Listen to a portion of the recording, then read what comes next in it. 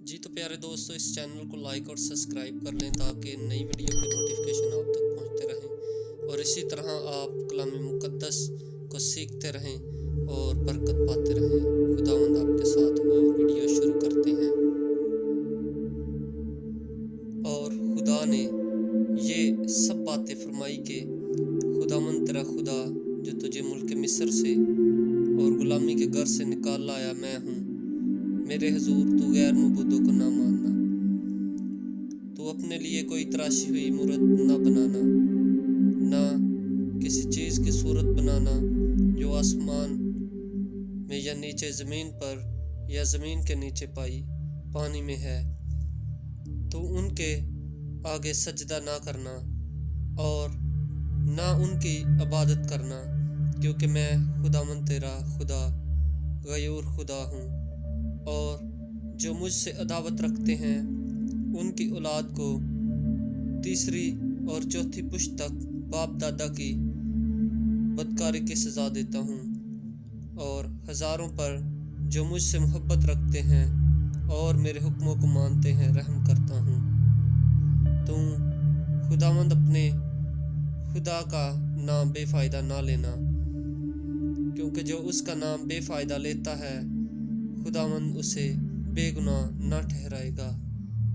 याद करके तू सब्बत का दिन पाक मानना। 6 दिन तक तू मेहनत करके अपना सारा काम काज करना, लेकिन 7वां दिन खुदावंद तेरे खुदा का सब्बत है। उसमें ना तो कोई काम करे, ना तेरा बेटा, ना तेरी बेटी, ना तेरा गुलाम, ना तेरी लौंडी, ना तेरा छुपाया, ना कोई मुसाफिर जो तेरे फाटकों के अंदर हो। क्योंकि खुदावंद ने 6 दिन में आसमान और ज़मीन और समुंदर और जो कुछ उनमें है वो सब बनाया और 7वें दिन आराम किया।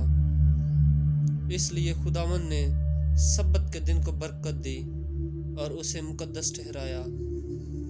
तू अपने बाप और अपनी माँ की इज़्ज़त करना, ताकि तेरी उम्र उस मुल्क में जो खुदावंद तेरा खुदा तुझे देता है दराज हो। तू खून ना करना, तू ज़िना ना करना, तू चोरी ना करना, तू अपने पड़ोसी के खिलाफ झूठी गवाही ना देना,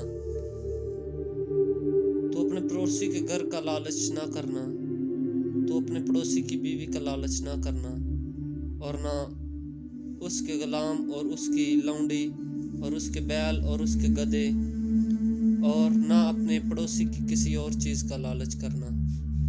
आमीन। खरूज उसका 20 बाब पहली आयत से 17 आयत के आखिर तक। आमीन।